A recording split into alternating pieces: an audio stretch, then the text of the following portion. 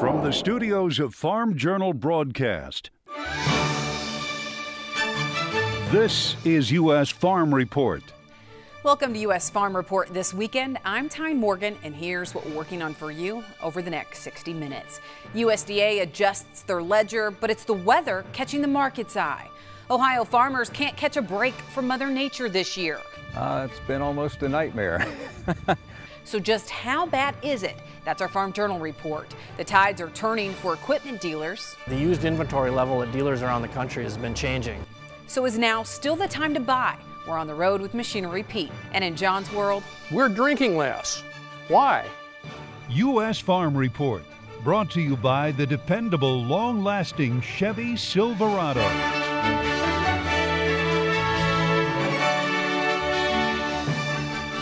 And now for the news that moved the markets this week. USDA raising corn carryout but trimming the soybean number in its latest report. But for the market, it's all about the weather. USDA boosting its corn production forecast by 190 million bushels. The agency pegs production now at 14.2 billion bushels.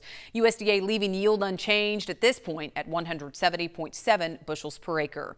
Soybean production coming in at 4.2 billion bushels. USDA also not touching yield forecast at this time at 48 bushels per acre. Meanwhile, USDA changing the corn and soybean carryout ledger. Here's Chip Nellinger with Blue Reef Agri Marketing. Well, I think a couple surprises. Number one, bean carryout, a little bit lower than expected. They cut new crop bean carryout, 35 million bushels, better demand. However, on the corn side, corn carryout up 115 million bushels, a little lower demand. So, big picture, I think you digest this report. It's more about the forecast over the next 2 weeks. USDA also raising its winter wheat production forecast by 2%, now at 1.28 billion bushels. That's still down 23% from last year. Yield is forecast at 49.7 bushels per acre, up nearly a bushel from last month. If realized, it'll mark the second highest yield on record in the United States, only trailing last year. And despite reports of dry weather forcing crop abandonment, USDA placing spring wheat production at 422.9 million bushels, leaving harvested acres unchanged at 10.5 million acres. Russia is now the world's top wheat exporter. In USDA's latest report, officials boosted Russian wheat export projections to 30.5 million tons, 1.5 million tons higher. This complements a larger than expected Russian wheat crop. If it holds true, it's the first time Russia took the top exporter title. And it's the heat taking its toll on California dairy producers. According to our partners at Dairy Herd Management, a June heat wave in the state killed an estimated 4,000 to 6,000 cows in Fresno County alone. Temperatures reached above 100 degrees for 9 days straight, peaking out at 112 degrees. All right, those are the headlines. Meteorologist Mike Hoffman joins us now with weather. Mike, the market is really watching the weather right now, especially thoughts of the dry weather over Nebraska and Iowa. So who gets rain this week? Thanks, Tyne. Overall, I don't think the lower 48 gets a whole lot of rain this week, but there are some areas like, Iowa and Nebraska may, as a front kind of stalls out in your area again. We'll get to that in a moment. In the meantime, it's the drought monitor, especially for the Dakotas into Montana. You go back 1 month, and there were still some pockets in the east, but most of those are gone.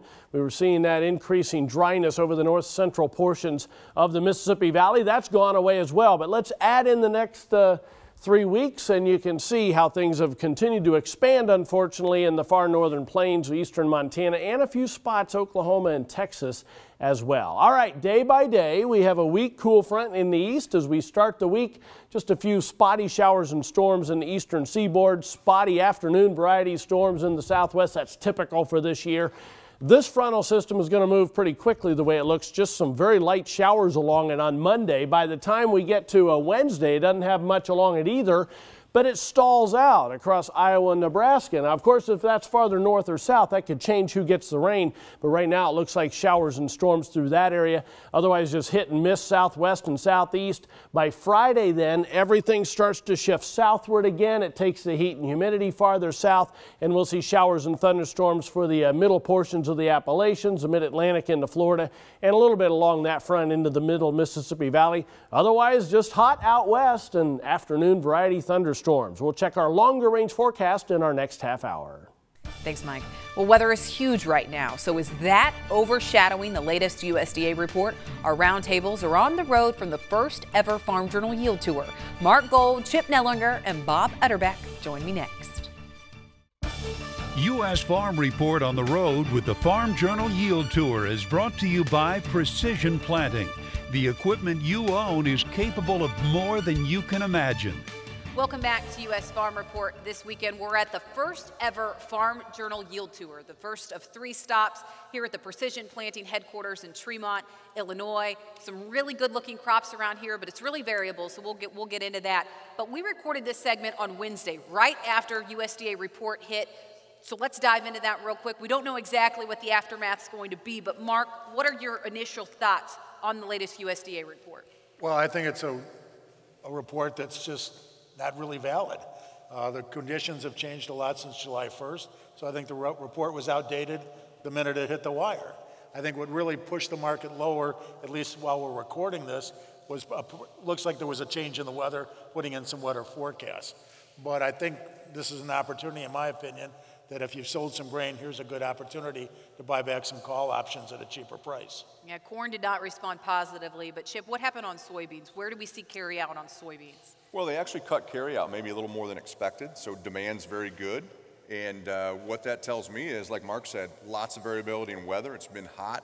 There's areas that are still missing rainfall. Just a 2 or 3 bushel swing in final bean yields this year can mean the difference between, back to $9, or we got to spend some time maybe north of 11 and maybe challenge 12. So 3 or 4 bushels, huge difference in beans because the demand's so big.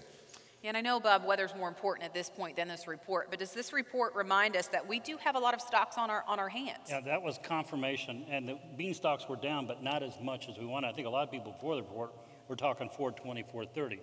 So the bean stocks were positive reduction, but not as much anticipated. But the burden of proof now is squarely on the bull. He's got to prove that the corn yield at 170, I think nobody believes it's 170, but there's people out there now quoting 157. So the bull has got to get that yield down to around 164, 163 before he can really get some traction to the upside and activate some upside buying. And I think he's got to have to prove it with bad, hot conditions over the next 2 weeks. 157 on a corn yield, do you think that's possible? Well, I know some bright people that are saying sub 160. I don't see it there now. I think we're probably closer to 163. And again, Bob mentioned the acres. I don't know that all the lost acres have really been added into this report. So overall, I think we're going to see some lower production numbers, corn and beans, when it's all said and done. I think we got to see some prices move a little bit higher. Bob wants to see proof of a bull market here. Well, since June 30th, I think we've seen a fair amount of proof. This market has done everything you'd want it to do after June 30th to show that you've changed the tide here. We've opened lower and closed higher. We gapped open higher the Friday or the Monday after the report on the 30th. We gapped open higher the next week and the week after that. That's all very positive in my opinion. So to me, this acts like a bull market. Yeah, so Mark thinks we're in a bull market, but do you think we have enough legs to really keep it that way, Chip? Well, if we're at 160 or below for a final yield, absolutely. You're going to rally on into spring and next summer. That remains to be seen. But I think the biggest thing, I agree with Mark, I think a lot of people are looking at last year and saying, hey, this is a repeat of last year. We started getting better rains in June, had a record crop, down we went into harvest. I don't see that. Demand's better. The wheat situation's different in the world. Doesn't mean we're going to go straight up, but I think it's a more limited downside. And I do think that, the breaks are for buying and adjusting positions, buying calls on existing sales. And I do think on into winter and spring, we're going to see better things. Bob, last time you were on the show, which wasn't that long ago, you kind of compared this market to maybe 1993, where we realized we don't put maybe the high end right now. We kind of realized this fall that this crop is not that good, and then we see prices respond positively. Do you still think that? Yeah, I think the acreage in central Illinois, Indiana, Ohio, I think there's acres, we just got flooded out in Indiana again. I think there's acres that are lost that were not reflected in the June acres report. I think the corn acres could be down significantly. I don't want to get this sounds bullish. So this is why it's important in how you sell. This is one of those years where you shouldn't be selling the cash or short futures and say, I'm done. This is a year you got to give yourself a safety valve And that's where I like buying the in-the-money puts and rolling them up if the market rallies, or being long a call against a cash sale. But this is the year I think you could have a September, December rally if we confirm the acres down and we have a yield south of 164. We could have the high in the corn market in Jan-Feb, which would present a fantastic opportunity for 2018 marketing. What do you think about that, Mark? Well, I agree that you've got some good opportunities ahead of you, but I think you've got a good opportunity right here in front of you now.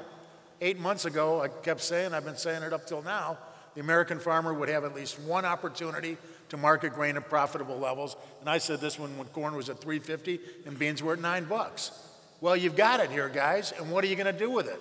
Last year and so many other years, you've let that one opportunity slip by. So you want to take advantage of this rally, get something sold, buy some call options if you still think there's upside, but market some grain, buy some puts, and protect the downside. No matter where these prices are going in a few months, it is all about weather. We talked about that briefly. We'll get into that a little bit more with Chip when we come back on U.S. Farm Report. This is Machinery Pete, inviting you to check out my new website, machinerypete.com, offering farmers tens of thousands of used equipment. U.S. Farm Report on the road with the Farm Journal Yield Tour is brought to you by Precision Planting. The equipment you own is capable of more than you can imagine. Welcome back. We're continuing our marketing discussion from the Farm Journal Yield Tour in Tremont, Illinois. You know, I mean, we talked about the report, we talked about yield, but right now really the focus is weather, and there's talks of this dome over the area where maybe we're not going to see rain, we're going to see some hot temperatures. What if that doesn't happen, and what if that goes away? I mean, do we lose the legs of this market?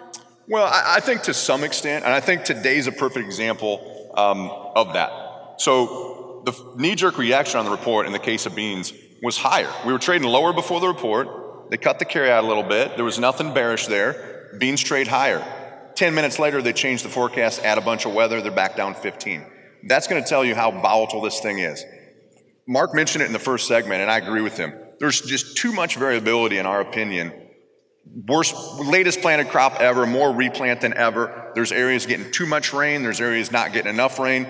To me, the variability means we don't have trend line yields. We certainly don't have record yields, and that means to me more volatility and better opportunities going forward. I can say the first time that I was impressed with this year's crop was right here around the Peoria, Illinois area. From just a bird's eye view, you know, it looks decent, but variability is there. I mean, it is definitely there all over the board. So let's say we don't hit trend line yield, okay? Mm-hmm. But at the same time, we still have this stocks situation, a lot of stocks. Is that kind of the ceiling on prices? I think it keeps away the extremely higher prices. Now, you know, DS18 corn right now is at has almost hit 430. July 2018 wheat is $6 plus with $10 beans. So wheat bean double crop right now for 018 is a very valid return on investment starting point. Okay. And I don't want to go nuts, but you know, these are values that we would have died for 6 months ago, and now everybody's saying, well, it's not high enough. And this is what always happens at the top of a bull market is everybody turns bullish and I think we should be concentrating on return investment, and these are valid price levels. Couldn't we go to 450, 475 corn? Yeah, if we have a below 160 corn yield, and if we have a million and a half corn acres lost, yeah, I got to give you that. But why not put yourself in a strategy to get a floor, and if the market rallies, you take advantage. That's the long put or short cash long call. But trying to outguess what we're going to do with all this variability, if you're that smart, quit farming and go to Chicago and be a floor trader and make all, and I don't think I've met too many of those Chicago floor traders who are still there. They've all left. Yep, got a couple examples up here on the stage. So let's say a 163 is maybe the yield. Let's just say that maybe we do hit 163. What does that do to prices? I know we hate predicting prices, but just give us a ballpark. Well, I think, first of all, you got to look at what the funds have done. The funds have covered their short corn and short bean positions to the best of our knowledge. We think they're about even now. That's given these prices a big jump, and it's given you guys another marketing opportunity. The question is, are they going to get long in here? And that's what will really push us to that next level. Every one of these wet forecasts that we see pop up here over the last 3 weeks, 4 weeks, has been a buying opportunity. I don't know if this one's going to be the one that really does change the weather or not, but the fact is, If the funds want to buy it and take it and get long corn and beans now, we're going higher. If they decide, okay, this is the top, we can go right back down again.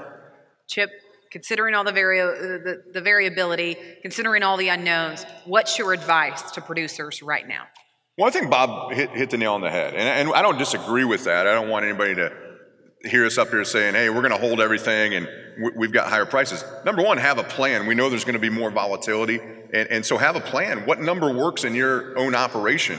That's critically important. Where have you been getting rain? Are you good for APH yields right now, or are you missing rain and you're going to be sub-trend line yields on your farm? I think that's important. So you got to have a plan to take advantage of this volatility, sell the rallies, adjust that, buy calls against those sales on breaks.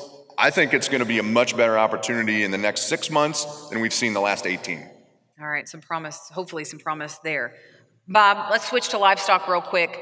Strong hog prices. I mean, we've seen strong demand, but at the same time, we know we have a lot of hogs out there on our hands right now. So is it solely demand driving this? Yeah, the demand has been driving us, and the forecast for the third and fourth quarter is between 3 to 4% more inventory. Right. So we're heavily dependent upon demand continuing. And we're in the summer time period when we normally make the highs for hog market in June, July. So I would strongly advise start getting some type of floor underneath your third and fourth quarter inventory numbers, because if this grain market does take off, that could lead to some liquidation of inventory, which long-term would help the hog market, but it could really put some problems in October through February.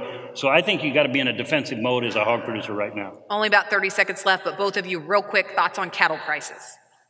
I think we're fairly priced right now. Could rally $6 to $8, but I think it's going to be less volatility. 125 on the upside, low 110, 105 on the downside. Mark? Yeah, I kind of agree with that. I think the Chinese demand is going to start picking up, bring a different little tenor to this market. I think that's all positive. We know we've got bigger numbers out there. We've got some short-term liquidation in South Dakota because of the weather. But I think once we get through that, we can move higher. All right, we'll get their closing thoughts when we come back on U.S. Farm Report. Welcome back. Time now for closing thoughts. Mark Gold. You have the one opportunity in front of you. We've been waiting for it all year. Take advantage of it. Market some grain. Chip? You have to have a well-thought-out strategic plan, or you're going to get caught up in the volatility. Volatility is going to be much greater the next 6 months than the last 5. Bob? Form of how you sell is critical right now. Buy puts and roll up. Don't try to outguess the market, because you won't accomplish it. All right, stay with us. John Phipps is next.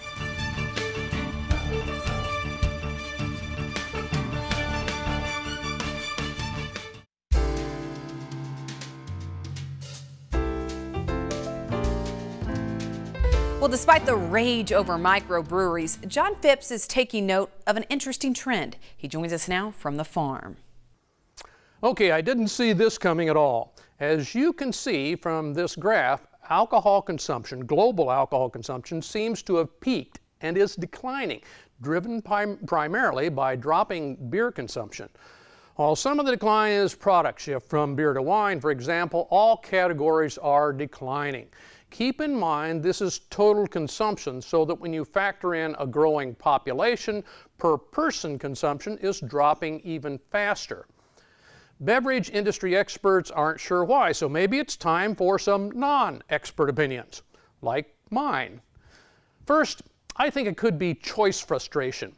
With the proliferation of craft beers, boutique wineries, and micro distilleries, even if you do sample a wonderful new brand, the odds of ever finding or even remembering it again at your local retailer are minuscule. Water is just easier. Second, maybe somebody finally had the guts to say, you know, light beer tastes like dishwater. Whereupon all their friends chimed in and said, thank goodness, I thought it was just me. Finally, I have been speaking to farm groups for decades, and in the beginning, drinks were rarely served. But farm organizations have embraced wineries and distilleries as legitimate ag, so a social hour is now common. This matters because my rule of thumb is when farmers adopt a cultural fad, it's probably about over. I'm not talking about the moral or health issues of alcohol consumption, just wondering what this shift might mean. Perhaps the changes we are seeing in everything from marriage rates to car ownership and now alcohol consumption means drawing straight lines from our past experience may not be the best way to predict the future. All right, thanks, John. Well, some Ohio farmers are classifying this growing season as a nightmare. So just how bad is it? That's after the break. From the studios of Farm Journal Broadcast, this is U.S. Farm Report. Welcome back to U.S. Farm Report. This weekend, we have much more ahead. The dicamba debate heats up with both praises and complaints. So what happens now? Ohio farmers describing this year as a nightmare. We'll dig into it in our Farm Journal report. Changing tides for used equipment sales. We're on the road with Machinery Pete to the Show Me State. And it's part 2 of John's Manufacturing Ag-Splainer. Now for the headlines. Less than a week after the Missouri Department of Agriculture announced it was halting the sale and use of dicamba, the ban was lifted, but there's new restrictions now in place. Ag Director Chris Chen says the only products approved for use the rest of this growing season include Monsanto, BASF, and DuPont's new dicamba formulations. Those products can only be applied between 9 a.m. and 3 p.m., but with new restrictions on wind speeds, and the products can only be applied by licensed and certified applicators. Now, Tennessee Department of Agriculture also imposing new regulations on dicamba, including only applying between 9 and 4 and by certified applicators. The issue of a dicamba drift isn't just showing up in Missouri farm fields. Arkansas already issuing a 100-day emergency ban, and now damage from dicamba is heating up in both Iowa and Illinois. University of Illinois Aaron Hager telling me this week farmers have used older formulations of dicamba for nearly 50 years, so damage from dicamba is nothing new, but says this year it's a multitude of factors causing issues, including both drift and volatility of products. This is a 2-year conditional registration. And the first re-registration of this product, according to the U.S. EPA, they will only re-register this product before expiration if the instances of off-target damage are not excessive. So it's in everybody's best interest to use this technology as best they can, or it's very likely it will not be available in the future. Meanwhile, Monsanto's Chief Technology Officer Rob Fraley telling U.S. Farm Report they've had boots on the ground and looking into both good and bad experiences with dicamba this year. And planning is already underway for 2018. So we're looking at drift retardant agents and nozzles and clean out procedures for growers. We're going to be working with states to make sure that the off-label products aren't used, and that's going to be key. And then we're going to look at what we can do to help growers be more aware of temperature conditions and inversions. So lots to do, but I'm absolutely convinced that these are going to be great tools and they're going to be important for farmers. Well, after 21 years, American Soybean Association CEO Steven Sinskey is stepping down. That's because the Trump administration named Sinskey the #2 spot at USDA. Just this week, Sinskey tapped as USDA Deputy Director of Agriculture, a job responsible for the day-to-day tasks.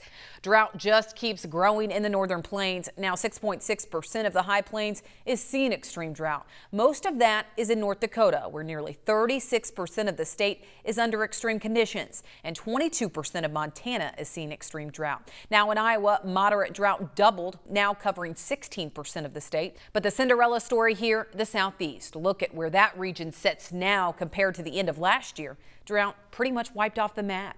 All right, that's it for the news. Some crazy weather this week. Meteorologist Mike Hoffman joins us with the national forecast. Thanks, Tyne. So far this summer just continues with the same old pattern. Basically, it's hot and humid with the ridge in the west. It cools down every few days in the northeast and the Great Lakes, and everybody else kind of goes back and forth a little bit. So let's check the jet stream. You can see how the trough once again kind of weakens as we head into the middle of this week. So the heat comes back to the Ohio Valley and the Great Lakes. And then we see the ridge kind of retreat once again to the west. A slight trough develops by the end of the week into the Great Lakes and the northeast again. And as we head through next weekend, this could be a pretty good shot of cool air into the northern plains for this time of the year by early the following week. We'll have to see. These computer models do obviously change from time to time. Here's my 30-day outlook for temperatures then. I am going below normal for far northern portions of New England. Above normal, mid-Atlantic, most of the plain states, most of the west with near normal in the Intermountain region. And that's because you're going to have above normal rainfall. It's kind of that wet time of year. Below normal, unfortunately, for the northern plains, back back into the west above normal for many parts of the east. Tyne? Thanks, Mike. Well, it seems as if many producers throughout the Corn Belt are dealing with a taxing crop this year, from drought in the west to water in the east. But for Northwest Ohio growers, this marks the third consecutive year of weather challenges. Betsy Gibbon reports. Northwest Ohio farmers like Kent Eddy are in a rush, trying their best to help a crop that looks a month behind. It's been almost a nightmare. Producers in the area experiencing another tough start to the growing season, where the water wouldn't shut off and planting windows were small, a sign now showing up in the rows. The corn is all over the place. If the corn wasn't replanted, the stands usually aren't there. If it's been replanted, you've got corn of all different heights. And the beans don't look much better. They're behind, they're short, they're going to need a lot of time. Producers like Eddy replanted, patching up some fields up to 3 times. Up to 3 times, yeah. And that's not uncommon. I've heard of other guys the same way. Rex Williamson is a crop insurance agent in Payne, Ohio. We've had, I believe, more replant claims filed this season so far than we ever have in the history of the agency. We have over 1,700 replant claims filed right now. Although Williamson says there aren't as many prevent plant acres as he anticipated, he believes the area had more of those claims 2 years ago. Actually, we have, I believe, like 35 or 40 prevent plant claims filed at this time. And while farmers throughout the Corn Belt are dealing with their own weather challenges, this marks the third consecutive tough year for Northwest Ohio farmers. I think it's important to be honest and acknowledge that this area has been hit with some struggles and some challenges. Well, we've had 3 years in a row of subpar yields. 15, as I said, was really bad, and we were living off of crop insurance, and 16 was average. 17 looks like we could again be in a situation where we're going to have a tough time getting the crop, getting the yields where they need to be. Right now we're probably at break even if we get a good yield. While 2017 is similar to 2 years ago when the area got doused with rain, farmers hope the weather turns around so a crop that's behind will produce. Reporting in Van Wert and Paulding County, Ohio, I'm Betsy Gibbon. Now, Eddy says he replanted about 20% of his corn acres to soybeans. He parked the planter around June 10th. All right, up next, John Phipps.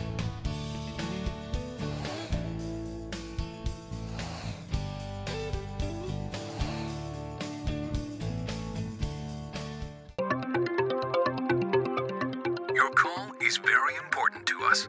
Please hold. John's back with more on manufacturing this week. John? Okay, I'm going to try to execute a double play today. So first, this. A note of caution on using PEX tubing from Dave Finn and Curtis Washington. I know a couple of plumbers that say there is at least one problem with the new plastic. Mice like it. This is very true. Do not put it where vermin can get to it. It's right up there with combine wiring. And now back to Robert Blaine from last week and our fixation on manufacturing jobs. I think one of the reasons we consider them so wistfully is psychological. Producing physical stuff, a car or steel or a truck full of soybeans, provides immediate and obvious proof of your hard work. This is not the case with what we now call mind workers. Taking care of patients, negotiating a contract, or driving a bus does not leave much physical evidence of your effort. This sense of accomplishment is very important to our satisfaction in life. It's also why this segment is being recorded in a woodworking shop. Making tangible things scratches a deep-seated itch for many of us. Oddly, to me anyway, many of the attributes of factory jobs we now look back on fondly were not viewed that way at the time. The idea of an unvarying 40-hour work week doing the same repetitive task was one factor motivating many of us through college. What we have discovered since is that management strategies like flexible hours or on-call jobs exact a serious stress toll on workers. As fewer manufacturing jobs involve unions, much of the long-term security of work has evaporated as well. Unions had their own problems, but added considerable value, at least to those workers they covered. Most of all, I think factory jobs constituted a legitimate career path for those without college education. This way of life was common to many around you, so it also provided a community of peers that gave validation to that lifestyle. I do not know how these contributions to life satisfaction will be matched by the jobs of the future, but it's clear to me from the consumption patterns of younger generations that the demand for physical stuff, from refrigerators to recreational vehicles, is slowly being displaced by the demand for experiences, from video games to Facebook. Judging from our enormous self-storage industry, Americans have more stuff than room. Maybe we don't need as many people making things because we simply already have plenty of things. Thanks, John. Well, next up, we're on the road to the Show Me State with Machinery Pete, where equipment dealers are singing a different tune about used equipment. Get the roots your crops need by getting Radiate first. Visit lovelandproducts.com/radiate. See your CPS dealer today. On the Road with Machinery Pete is brought to you by John Deere. Nothing runs like a deer. Well, during my travels with Machinery Pete this past year, we continue to hear from dealers who say their used equipment inventory is a little larger than they'd like. But the tides are starting to turn, especially in the Show Me State.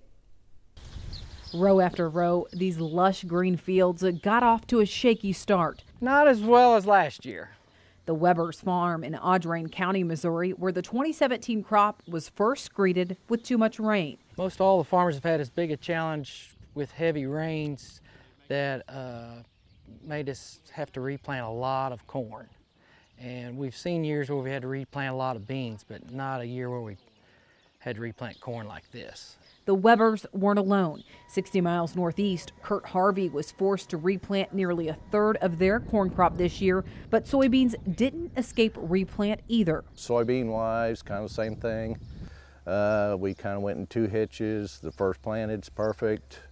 The second half, it's anywhere from really good to spotty, where the clay knobs dried out real fast. Despite the challenges, each operation opting to upgrade equipment the past few years. Most every year we try to do some upgrading, not always new. A lot of times it's slightly used. The last probably 6-7 years, we've pretty much upgraded all our tractors. Everything is ILS, front wheel assist, and GPS ready. It's not only hours, but technology helping make the decision to buy a little easier. We're running now on our planting tractors. We're within like an inch, of staying on a line through satellites now. The desire to buy equipment is creating surprising momentum for Seidenstricker, an equipment dealer with locations across Missouri. It seemed like we moved to some new planters, kept the shop really busy. The used planter market has been exceptionally strong. New planter sales were great. We traded for a lot of planters, taking some in on some of the new technology people invested in on new planters, and took those trade-in planters and moved all those rather quickly. So planting was really good this year. Machinery Pete says he's surprised at the strong prices hitting the books from mid-March through May. Usually we see a little softening with even really good condition stuff just on the time of the year, but have not seen that so far in 2017. Strong prices are a product of strong demand. If you can get a good lower hour loader tractor, that's hot property to have on the lot. We didn't do a lot of hay equipment business last year, and it'd been slow this year, but now we're starting to sell some new balers. We're selling some used balers. It's the storyline of used inventory that's changing. What once flooded dealer lots has these dealers singing a different tune. As we look at the other stores, we could have more. It's not as much of a buyer's market as it was. The demand is high, and getting good quality trade-in tractors has become a little bit tougher. The used inventory level at dealers around the country has been changing, and I talk about it, Tyne, in terms of 2 camps. You have dealers with, unfortunately, too much inventory, and dealers that are like Seidenstrickers here, sitting tight in terms of used inventory. And the ratio is changing. It used to be about 90% kind of had too much stuff, and now it's moving more towards 50-50. Machinery Pete says despite the impressive strength in prices, it's still a good time to upgrade. If you're looking to make a deal, time is now. But it's not just looking for the next great deal that has the attention of Harvey's father-in-law, Kip Blades. In 2022, their multi-generational farm will hit Century Farm status, something Blades almost didn't see.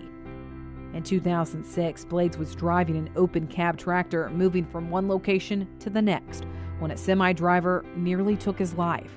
The semi ran over me just as I was getting ready to pull into where my mother lived. It's that life-altering moment that put Blades on a different mission to educate others about farm safety. When I got back home, we put beacon lights on every tractor. If they didn't have it, if we put something on it, and we follow when the combines and a grain cart or something, if we follow along behind them. It's in 2006, Blades passed the torch on to the next generation. We don't need two bosses, and you're it. A sudden move that wasn't easy. It was just, you got to do what you got to do. But 11 years later, his son Kyle is now the 5th generation to dig into these Missouri soils, and thankful he still has his grandpa around. After his accident, and with Grandpa being strong as he was, I was like, I can't leave this all on my dad. I gotta come back and help do something, kind of bring back my tactics. 5 generations strong, it's Century Farms that paint the countryside in Missouri. The Webbers are also proud their roots run deep. I would have never dreamed that we would have expanded as much as we have since I was in high school, nor did I ever think that we'd have the equipment that we have today. Expansion to make room for the next generation, shining light on the promise and hope that these farms will survive to see another day. And next month, Machinery Pete and I are on the road. This time, our stop is in Idaho Falls, Idaho. When we come back, Machinery Pete rejoins us for Tractor Tales. Tractor Tales is brought to you by John Deere. Where can you find the most comprehensive inventory of John Deere certified pre-owned tractors, combines, and sprayers? MachineFinder.com. Sometimes the best new addition to your fleet isn't new. Welcome back to Tractor Tales, folks. This week we've got a Farmall Super MDTA to share with you. This international harvester was found in a very interesting place. Owner Eugene Vandevoorde shares his restoration story of this classic gas and diesel powered tractor. This particular tractor was a tractor I found in a timber. It had trees growing up through it and around it and everything. I had to cut them down in order to get it out. And once I got it out, of course, you know, it needed a lot of TLC. Let's put it that way, more than TLC. I completely majored the motor. I completely majored some of the rear end. Put all new tires on it, painted it, and did whatever I had to do to get it so it was in condition to run. And I used it several times on tractor drives and other things like that, and it's just one of the old diesel tractors that IH came out with years back. It starts on gasoline and you got to flip it over into diesel once you get it warmed up. I don't count hours. I just get up in the morning and go to bed at night, but I would say probably it took me maybe 4 or 5 months to get it in condition. I didn't fix them up to let somebody else enjoy. I want my family to enjoy them. Thank you for that. Well, today's Country Church Salute goes to the Zion Lutheran Church located in Reedland, Iowa. They're celebrating their 100th anniversary this weekend. Organized in 1917, you can see pictures of the original church. Our thanks to Bob Casterton for sharing their story. Stay with us. From the Farm Photos are next. Welcome back. Well, Mike, it's really a mixed bag for crops this year. The south central portion of Minnesota had some unwelcome visitors over the weekend in the form of hail. Yeah, Jason, that's never good. No, and Jason says so much for this year's crop. A portion of his fields were shredded from the severe weather this weekend. He says while this field doesn't look great, some fields even look much worse. Now check out this. If you've never seen cherry harvest before, here's a little taste.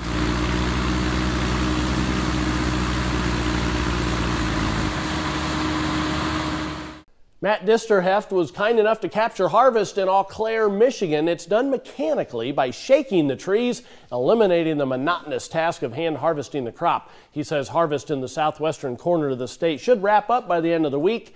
And it's a very good crop, but it's just getting started in west central Michigan, and farmers there say they had severe freeze damage this year, with some even comparing it to the devastation they saw in 2012. Yuck. Yeah. And check out this video from Liam. I think we have a new agronomist TV personality on our hands. And when the is the leaves.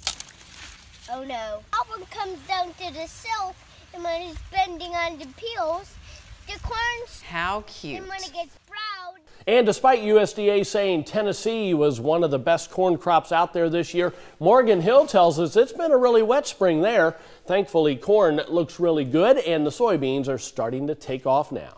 From all of us at U.S. Farm Report, thanks for watching. Be sure to join us again right here next week as we work to build on our tradition. Have a great weekend, everyone. U.S. Farm Report, America's longest-lasting news program for farmers, is powered by Ram Trucks, America's longest-lasting pickups.